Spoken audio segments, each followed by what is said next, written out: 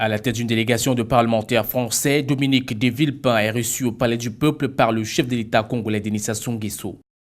À Brazzaville depuis mercredi, le groupe des liaisons Afrique-Europe que représentent ces parlementaires prend part au 77e anniversaire de la proclamation par le général de Gaulle de la ville de Brazzaville comme capitale de la France libre. La France libre fut africaine et c'est ici, au Congo, que ce combat du général de Gaulle a véritablement commencé tout au long de ces années de guerre pour organiser la résistance et le combat face à l'ennemi. C'est important de se souvenir parce que les relations entre la France et le Congo sont marquées par l'histoire. Liés par l'histoire, les deux pays veulent affermir leur coopération. Les relations particulières entre l'Europe et l'Afrique méritent que l'on pense à de nouvelles initiatives.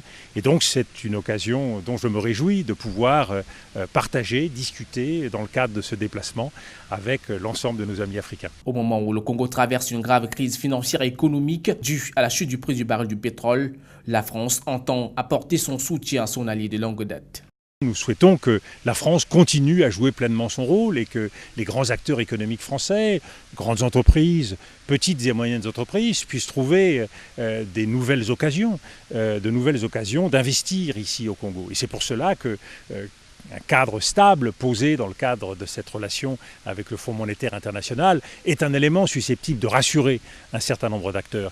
Mais l'intérêt des acteurs français, des partenaires français est là. Je connais bien un certain nombre des responsables économiques de notre pays. Il y a l'envie de continuer à agir et investir au Congo et c'est pour cela que les relations bilatérales méritent en permanence d'être renouvelées et renforcées.